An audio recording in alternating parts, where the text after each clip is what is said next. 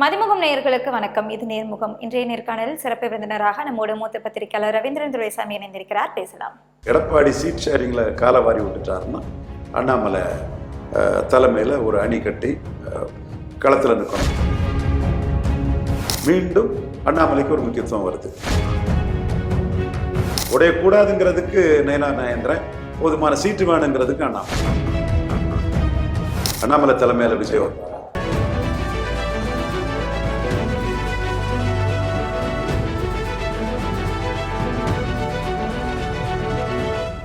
டயா booster சுகரை control பண்ணும், உங்க ஆரோக்கியத்தை மீட்டு தரும். சர்க்கரையை கட்டுப்படுத்துறதுக்கான எளிமையான வழிமுறை, இயற்கையான வழிமுறை. அனைத்து மருந்து கடைகளிலும் கிடைக்கும். பாஜக சீமான முதலமைச்சரா அறிவிப்பாங்க அப்படின்னு சொல்லிக்கிட்டு, அது எப்படி முடியும்? நீங்க பாஜக எதிர்ப்பு பேசிட்டு இருக்கீங்க. கண்டிப்பா சீமான் பாஜக எதிர்ப்பு தான் பேசிட்டு இருக்கிறாரு. டாக்டர் ராமதாஸ் ஜெயலலிதாவோட கூட்டணி வைக்கிறது மலத்தில் நெளியும் புழு போன்றவர்னு சொல்லி கடுமையா பேசினாரு. கலைஞர் ராமதாஸ் ஜெயலலிதாவோட கூட்டணி வைக்க மாட்டான்னு ரொம்ப அசிரத்தியா இருந்தாரு.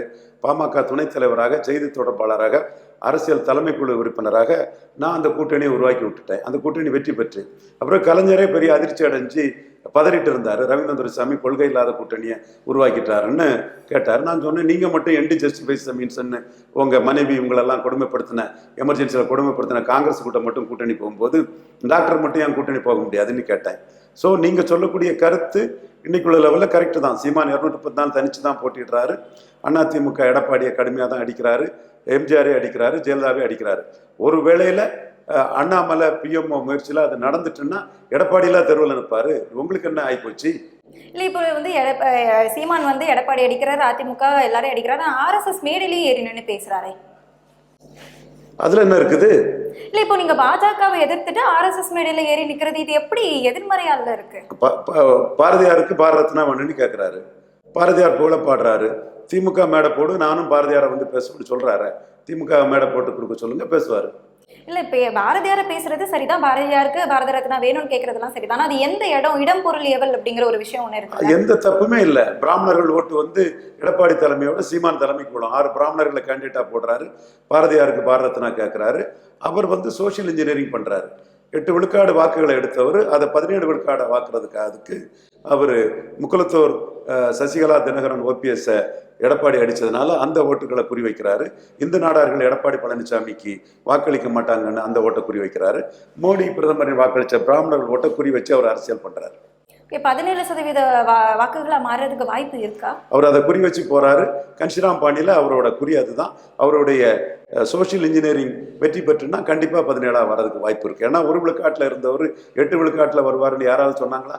இல்ல அந்த டைம்ல சீமான் பின்னாடி இளைஞர்கள் அதிகமா இருந்தாங்க. ஆனா இப்ப அந்த இளைஞர்கள் எல்லாமே விஜய் பின்னாடி போயிருக்காங்க. இது கற்பனை, கட்டுக்கதை. ஜான் ஆரோக்கியசாமி பணத்துக்கு விலை போனவங்க பண்ணக்கூடிய பிரச்சாரம். இல்ல இப்படி நம்ம சொல்லும் போதே போயிருக்காங்க அப்படிங்கிறது நிரூபணம் ஆயிருக்கு. சொல்லியிருக்கும் போது எலெக்ஷன்ல தான் நிரூபணம் ஆகும். கமல்ஹாசன் வரும்போது இந்த சர்வேயிலே சீமான் பேர் இல்லை. இன்னைக்கு கமல்ஹாசன் எங்க இருக்கிறாரு?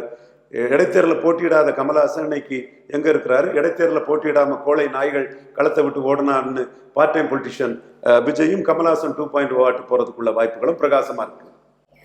ஸ்பாயிலர் அப்படிங்கிறது விஜய் அப்படிங்கிறது இப்போ நிரூபணமாயிருக்கு. ஸ்பாயிலர் நான் சொல்ல வரல. விஜய்க்கு மக்கள் என்ன ஆதரிக்காங்களோ அந்த ஆதரவு வளையம் கிடைக்கும். அது 2026 தேர்தல் ரிசல்ட்லாம் தெரியும். அதுவரை ஒவ்வொருத்தரும் அவங்க கணக்கை சொல்லலாம். அது எதுவுமே நிஜமல்ல. அது ஒவ்வொருத்தரோட பார்வை, கிளைம், அவங்களோட கணிப்பு. உங்க கணிப்பு ஒன்றா இருக்கலாம், இன்னொருத்தர் கணிப்பு ஒன்றா இருக்கலாம். உண்மை என்னங்கிறது 2026 தேர்தல் முடிவுல தான் தெரியும். இதுல தான் அன்டெஸ்டட் நாட் ப்ரூவ்டுங்கிற உண்மையை தாங்க முடியாதவங்க என்கிட்ட மோத வரும்போது, நீ ஜான் ஆரோக்கியசாமி கிட்ட விலை போனியான்னு யாருனாலும் திருப்பி முகத்தில் அடிச்சாலும் கேட்குறேன்.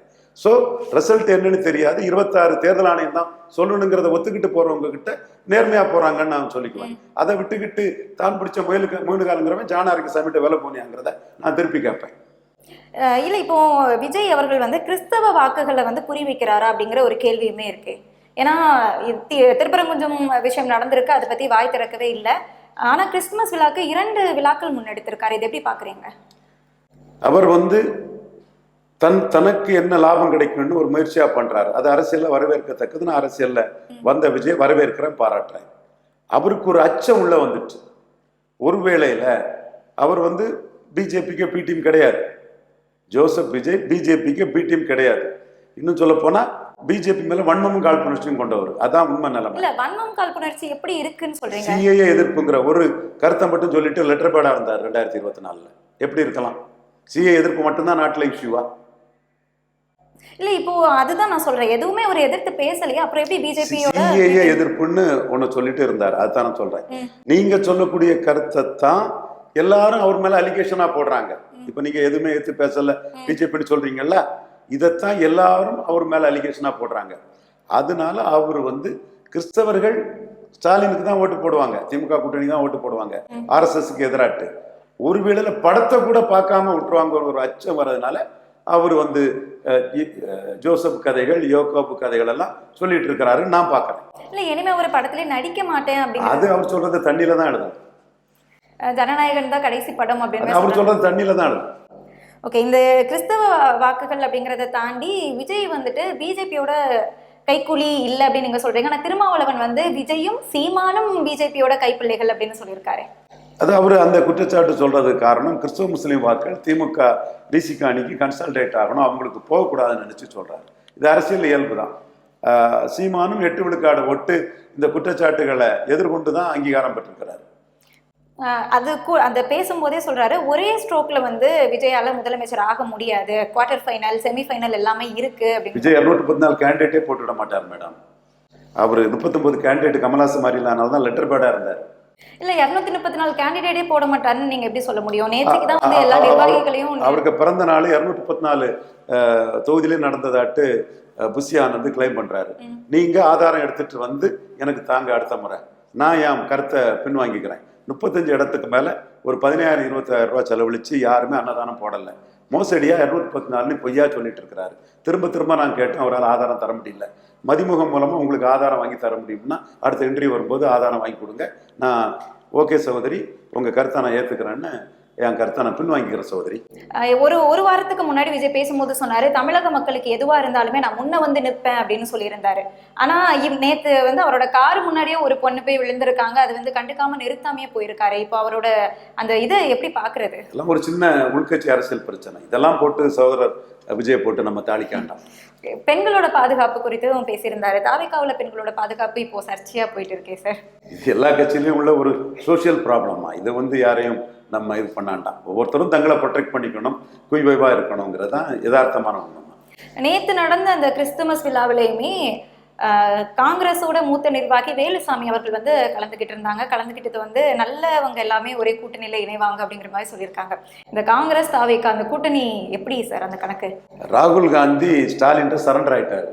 அப்புறம் எங்க ரெட்டியார் அண்ணன் வேலுசாமி அண்ணன் அந்த கூட்டத்தில் போயிருக்கனால என்ன ஆயிரப்போகுது. இன்னைக்கு மது யாஷி கவுடு நாங்க விஜய பொருட்டாட்டே எடுக்கலன்னு சொல்லியிருக்காங்க. தினமலர்ல மது யாஷி கவுடு அகில இந்திய காங்கிரஸ் செய்தி தொடர்பாளர் அவர் சொல்லிட்டாங்க, நீங்க உங்க ரீல்களை தினமலரோட நிறுத்திருக்கணும். எக்கனாமிக் டைம்ஸ்ல நேற்று நீங்க ரீல் விட்டீங்க, நான் ஸ்டாலின் சரண்டர் ஆகி கிடக்கேன், ஸ்டாலின் கலத்தி விட்டுக்கிட்டு காங்கிரஸுக்குள்ள சீட்டை ஓபிஎஸ்சி டிடிவி பிரேமலதா அம்மையார்னு கொடுத்தா நம்ம தெருவும் தனியாமா போயிடும், இந்தியாவே முடிஞ்சு போகும் நமக்குன்னு ராகுல் காந்தி உடனே மது யாஷிகோட வச்சு கணக்கிலே இல்லை, நாங்கள் எங்கள் கூட்டணி தெளிவாக இருக்கோங்கிற கருத்தை சொல்லியிருக்காப்புல. இது நீங்கள் உங்கள் பணபலத்தை தினமலர் தினத்தந்தியோட நிறுத்தியிருக்கணும். எக்கனாமிக் டைம்ஸில் கொண்டு போட்டீங்க, ராகுல் காந்தி பார்த்துட்டாரு. உடனே மது யாஷி கவுடு காங்கிரஸ் செய்தி தொடர்பாளர் வச்சு எங்கள் கணக்கிலே தாவேக்கா இல்லைன்னு அறிக்கை விட்டுட்டார். நீங்கள் தினமலரில் அது கூட போட்டுட்டாங்க. பரவாயில்ல, தினமலருக்கு பாராட்டுகள். இல்ல அவங்க அது இப்படி சொன்னாலுமே இந்த நடவடிக்கைகள் ஈடுபடுறவங்க மேல எந்த ஒரு நடவடிக்கையுமே எடுக்கலையே காங்கிரஸ் கட்சி. அப்படித்தான் இருக்கும், அது ஒன்றும் பெரிய மேட்டர் இல்லை.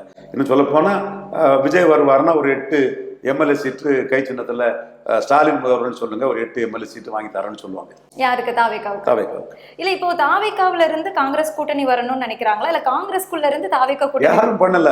பலகீனமான பத்திரிகையாளர்களை பயன்படுத்தி ஜான் ஆரோக்கியசாமி ஆதவர்ஜனாவும் பொய் செய்திகளை பரப்பிட்டு இருக்காங்க.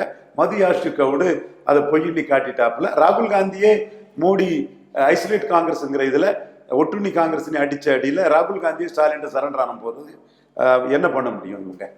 அப்போ திமுக கூட தான் காங்கிரஸ் கூட்டணி அப்படிங்கிறது. கண்டிப்பா ஸ்டாலின் கொடுக்குறது MP post, MLA post, 22 MP வச்சிருக்கிறாரு. 3 விழுக்காடு ஓட்டு கூட காங்கிரஸ்ல, தமிழ்நாட்டில் இல்லாத காங்கிரஸுக்கு ஸ்டாலின் கொடுக்குறது எம்பி போஸ்ட், எம்எல்ஏ போஸ்ட்னு சொல்லும் போது இதை விட்டுட்டு தெருவும் தண்ணி மாட்டா காங்கிரஸ் போவாங்க. கரெக்ட் தான் சார். இப்போ தாவேக்கா அப்படின்னு பார்த்தோம்னா கொங்கு மண்டலம் அதுல ரொம்ப ஆர்வம் காட்டுறாங்களே. செங்கோட்டை அண்ணன் இங்க கிடைச்சிருக்கிறாரு, அவரை வச்சு கொஞ்சம் அரசியல் பண்ணுறாங்க. பொதுவாக கொங்கு மண்டலம் வந்து எம்ஜிஆர் ஜெயலலிதா பட்டுதல் உள்ள இடம். எம்ஜிஆரையும் ஜெயலலிதா வச்சு இவங்க அரசியல் பண்ணுறதுனால அதில் எடப்பாடியை பலகீனப்படுத்த நினைப்பாங்க. குறிப்பாக பாஜகவுக்கு பதற்றமே, பாஜக நிற்கிற தொகுதிகளில் எடப்பாடி முதல்வர்னு பாஜக நிற்கிற தொகுதியில் தாவேகா வந்து எம்ஜிஆர் ஜெயலலிதா பேரை சொல்லி அந்த தொகுதிகளில் அதிமுக வாக்குகளை பிரித்து பாஜகவை காலி பண்ணிடுவாங்கங்கிறதான் பாஜகவுக்கு இப்போ பதட்டமாக இருக்குது. அதனால இவர் விஜய் வரணும்னு பரிதாபத்தில் ஜன்னி வந்த மாதிரி உளறி கூட்டிட்டு இருக்காங்க பாஜக தலைவர்கள். ஆமா, இன்னைக்கு கூட நயினா நாகேந்திரன் வந்து யார் வேணா கூட்டணியில வரலாம் அப்படிங்கிற மாதிரி சொல்லியிருந்தாங்க. எடப்பாடி பேசும்போதுமே வந்துட்டு திமுக எதிர்க்கக்கூடிய ஒத்த கருத்துடையவர்கள் யார் வேணா வரலாம் அப்படின்னு சொல்றாங்க. திரும்ப திரும்ப இவங்க வந்து ஒரு ஆளே இல்லை அப்படின்னு விஜய் தரப்புல இருந்து சொல்லியுமே இவங்க போறதுக்கான காரணம் என்ன? அவங்க விஜய் தனிச்சுன்னா எம்ஜிஆர் ஜெயலலிதா பக்தர்கள் வாக்கு வந்து விஜய்க்கு போயிடும், நம்ம எல்லாம் தோத்து போவோங்கிறத அவங்க நம்புறாங்க. அது எப்படி சார் முடியும்? எம்ஜிஆர் ஜெயலலிதா அப்படின்னாலே அது அதிமுக அப்படின்னு தான் இருக்கு. இப்போ அவர் அதை வந்து ஆட்டையை போட்டார் அப்படிங்கிறதுக்காக மக்களும் போயிடுவாங்களா? நிற்காத தொகுதிகளில், இரட்டையில நிற்காத தொகுதிகளில் அன்னைக்கு விசிகா மதிமுக தொகுதிகளில் எம்ஜிஆர் புகழ் காக்கிறதுக்கு விசிகாவுக்கும் மதிமுகவுக்கும் போடாமல் தேமுதிகவுக்கு கருப்பு எம்ஜிஆர் விஜயகாந்துக்கு போட்டது மாதிரி விஜய்க்கு போட்டுட்டாங்கன்னா பாஜக ஒரு தொகுதியிலையுமே ஜெயிக்காது. ஸோ அந்த கண்ணோட்டத்துக்குள்ள நம்ம அடிபட்டு போவோங்கிறதுனால அவங்க விஜய் பல நிரூபிக்காத Vijay, untested not proved Vijay கூப்பிடுறாங்க. விஜய் போகிறதுக்கு வாய்ப்பு இருக்கா? அந்த அழிஞ்சு போவார். கொள்கை எதிரி பாஜக போனால் சினிமாவும் போயிடும், அரசியலும் போயிடும். இது கடைசி படம்ல நடிக்க வருவார், சினிமாவும் போயிடும், அரசியலும் போயிடும். இல்லை, அப்போ இப்போ பலமா இருக்கு அப்படின்னு ஒத்துக்கிறீங்களா? பாஜகக்குள்ள போனா அழிஞ்சு போயிடும்னா இப்போ அவங்க பலமா இருக்காங்க. என்ன பலங்கிறது 2026 ரிசல்ட்ல தான் தெரியும். அதுதான் நான் தெளிவா சொல்லிட்டு. சரி, இப்போ என்டிஏ கூட்டணி அப்படின்னு எடுத்துக்கும் போது அண்ணாமலை அவர் வந்து பயங்கரமான ஒரு இடம் வந்து இதுக்கு முன்னாடி வகிச்சுட்டு இருந்தாரு. இப்போ அவரை வந்து இடத்துல பார்க்கவே முடியலையே, இது எப்படி பாக்குறது? ஒருவேளையில எடப்பாடி பழனிசாமி சீட் தகராறுல 2 தடவை உடைஞ்ச மாதிரி உடையதுக்கு வாய்ப்பு இல்லை. ஏன்னா 2 பேருக்குமே தேவை. 2 பேருமே தோத்து போனாங்க. தோத்து போனவங்களுக்கு சீட் கன்வெர்ட்டபிலிட்டிக்கு ஒருத்தருக்கு ஒருத்தர் தேவை. அந்த இடத்துக்குள்ள எடப்பாடி கலத்தி விட்டுட்டாருன்னா திருப்பரங்குன்றத்தை மையமாக வச்சு, இந்துத்துவாவை மையமாக வச்சு அண்ணாமலை முதல்வர்னு தனிச்சு போட்டி விடக்கூடிய ஒரு ஆப்ஷனை பிஜேபி கையில் எடுக்காமல் போக முடியாது. சும்மா ஏனோ தானோ ஒன்று 2016 தமிழிசை தலைமையில் கேண்டிடேட்டே போட முடியாமல், தமிழிசை மட்டும் காரணம் இல்லை, எல்லாரும் தான் காரணம். 40 சீட்டு பாரிவேந்தருக்கு, 20 சீட்டு தேவநாதன் யாதவுக்குன்னு சும்மா சுண்டல் விநியோகம், பஞ்சு மிட்டாய் விநியோகம் மாதிரி கேண்டிடேட் போட முடியாமல் இருந்த ஒரு சூழ்நிலை இல்லாமல் தெளிவாக அண்ணாமலை சீஃப் மினிஸ்டர் இந்துத்துவாவை கையில் தூக்கிக்கிட்டு எடப்பாடியை பலகீனப்படுத்தக்கூடிய அளவுக்கு ஒரு வீகத்தை எடுத்தாகணும். அதுக்காக தான் திருப்பரங்குன்ற விஷயத்தில் அண்ணாமலை கிட்ட ப்ரெஸ் மீட் கொடுக்க சொன்னாங்க. ஏன் முன்னாள் தலைவர் தமிழிசைட்டை கொடுக்க சொல்லியிருக்கலாமே, ஏன் பொன்ராதாசன்ட்ட கொடுக்க சொல்லியிருக்கலாமே, ஏன் எல்முருகன் வந்து கொடுத்துருக்கலாமே, ஏன் ஃபினான்ஸ் மினிஸ்டர் நிர்மலா சீதாராமன் வந்து கொடுத்துருக்கலாமே, ஏன் அண்ணாமலைகிட்ட கொடுத்தாங்கன்னா எடப்பாடி சீட் ஷேரிங்கில் காலை வாரி விட்டுட்டாருன்னா அண்ணாமலை தலைமையில் ஒரு அணி கட்டி களத்தில் நிற்கணும். ஏன்னா எடப்பாடி கைவிட்டுட்டாருன்னா வீட்டில் போய் முடங்க முடியாது. அண்ணாமலை தலைமையில் அதை எதிர்கொண்டாகணும். ஸோ அதற்காக தான் அண்ணாமலைக்கு வந்து நீக்கப்பட்ட அண்ணாமலைக்கு இப்போ முக்கியத்துவம் கொடுக்கப்படுது. அயன்மேனி மோடி பாராட்டினார், அமித்ஷாவை சந்திக்கிறாரு, சிவில் சந்தோஷோட சேர்ந்து சந்திக்கிறாரு, இங்கே ப்ரெஸ் மீட் அவர் கொடுக்குறாருன்னு சொன்னால் மீண்டும் அண்ணாமலைக்கு ஒரு முக்கியத்துவம் வருது. இல்ல, அப்போ மாநில தலைவர் அப்படின்ற பொறுப்புல வந்து இப்ப நயினா நாகேந்திரன் சரியா செயல்படாத மாதிரி தான் இப்ப பார்க்கும்போது தெரியுது. ஏன்னா அண்ணாமலை இருக்கும்போது இருந்த வீரியம் வந்து இப்போ இல்ல. சோ அண்ணாமலையை தலைவரா போடுறதுக்கான வாய்ப்பு இருக்கா? இல்ல, நயினார் நாகேந்திரன் இந்த கூட்டணி சுமுத்தா போகணும், சரியா போகணுங்கிறக்காக தான் சகோதரர் நயினார் நாகேந்திரன் தலைவராக போட்டிருக்காங்க. அவர் அந்த தன்மைக்கு தக்கன கரெக்டாக தான் பேசினார். நேற்று கூட ஓபிஎஸ் டிடியை பற்றியெல்லாம் பேசலங்கும் போது அந்த கூட்டணி உடையாமல் அமைதியாக கொண்டு போகணுங்கிறதுக்கு பொருத்தமான ஒரு குணாதிசயம் கொண்ட சகோதரரை அந்த இடத்துக்கு போட்டிருக்காங்க. அண்ணாமலையை தலைவராக போட்டால் சீட்டு தகராறுல அவரே உடைச்சிருவார். உடையக்கூடாதுன்னு நினைக்கிறாங்க, போதுமான சீட்டு வேணும்னு நினைக்கிறாங்க. உடையக்கூடாதுங்கிறதுக்கு நயினார் நாகேந்திரன், போதுமான சீட்டு வேணுங்கிறதுக்கு அண்ணாமலை. இல்லை, அண்ணாமலை எப்படி அந்த சீட்டை அவரே உடைப்பாரு அப்படின்னு சொல்றீங்க? 2 தடவை உடைச்சிட்டாருல, நகர்ப்புற உள்ளாட்சியில் உடைச்சிட்டாரு, மக்களவையில் உடைச்சிட்டாருல. எடப்பாடியும் காரணம், ஒரு கை ஓசை இல்லை, 2 கையும் தட்டினாதான் ஓசை வரும். எடப்பாடியும் உடைக்க நினைச்சாரு, இவரும் உடைக்க நினைச்சாரு, உடைச்சிட்டாங்க. இப்போ 2 பேருமே பாஜகவும் அதிமுகவும் வீழ்ந்து போனனால ஒன்றா சேர்ந்துருக்காங்க. மீண்டும் உடைச்சிடக்கூடாதுங்கிறதுக்காக அவங்க வந்து நயினார் நாகேந்திரனை பயன்படுத்துகிறாங்க. அதே வேளையில் குறைஞ்ச சீட்டு கொடுத்து ஏமாத்திடக்கூடாதுங்கிறதுக்காக அண்ணாமலையை பயன்படுத்துகிறாங்க. இப்போ அண்ணாமலைக்கு வந்து தேசிய அளவுல ஒரு பொறுப்பு கொடுக்கப்படும் அப்படின்னு இதுக்கு முன்னாடி எல்லாம் பேச்சுக்கள் இருந்தது. அந்த இதுக்கு கொடுக்கப்படுமா தேசிய அளவுல பொறுப்புகள்?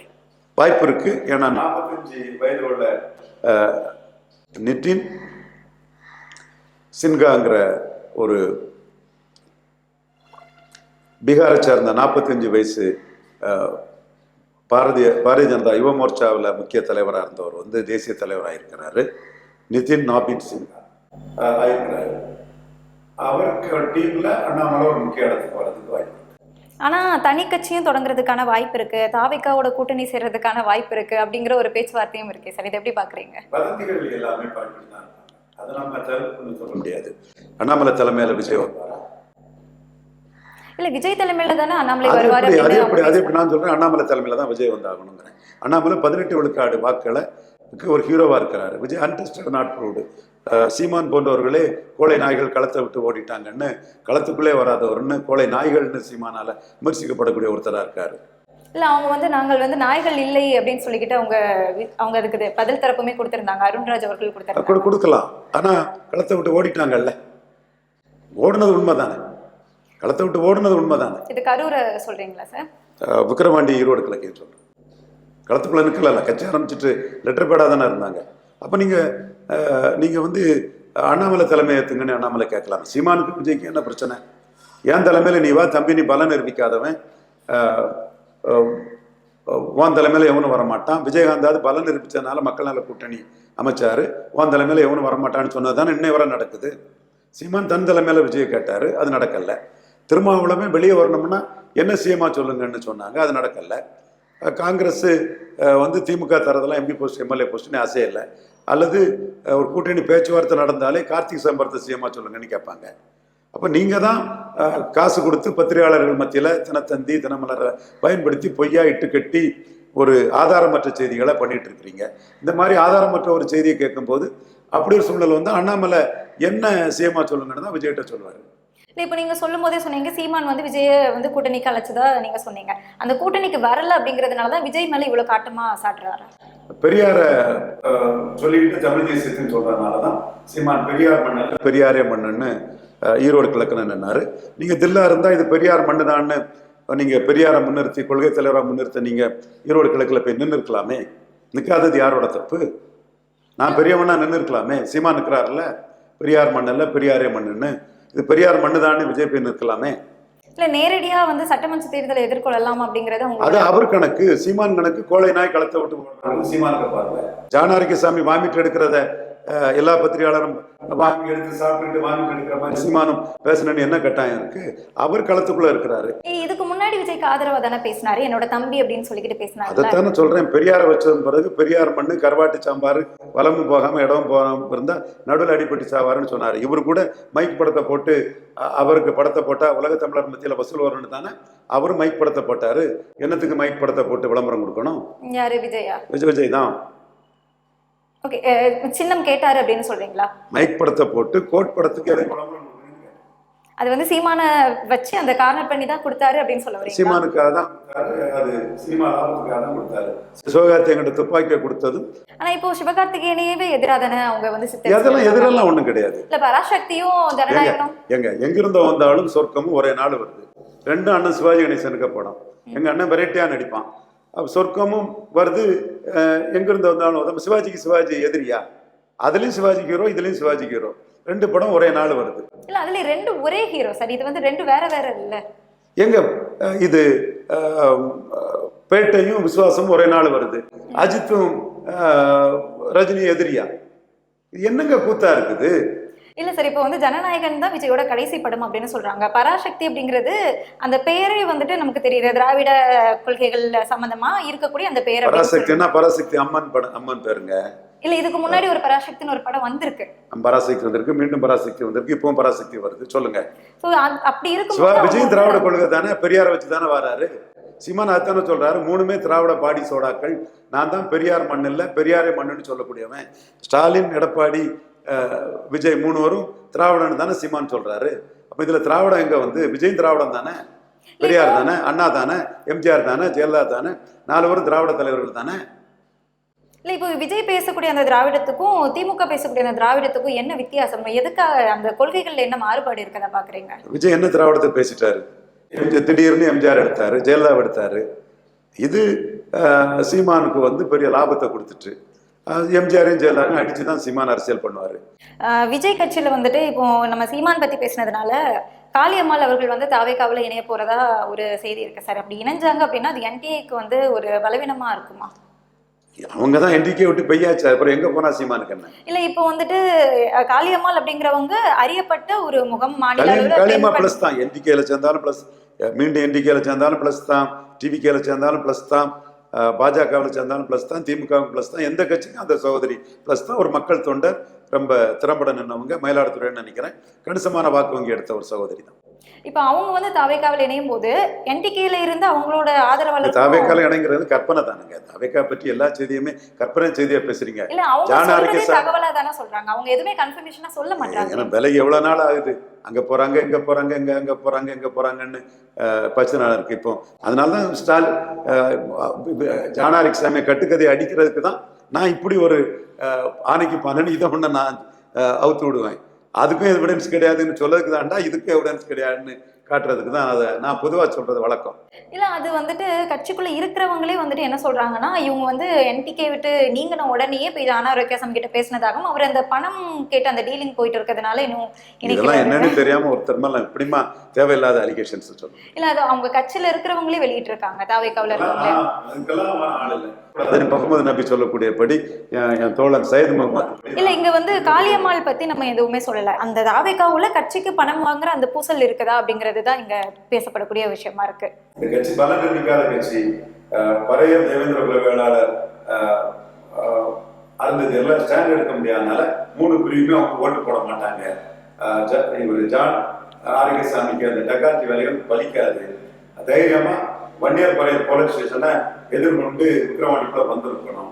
நாளைக்கு போலீஸ் ஸ்டேஷன் வரும்போது அவங்களுக்கு 90% வடதண்டத்தில் கேண்டிடேட் இருக்காது, இஷ்யூ இருக்காது, ஓட்டு இருக்காது.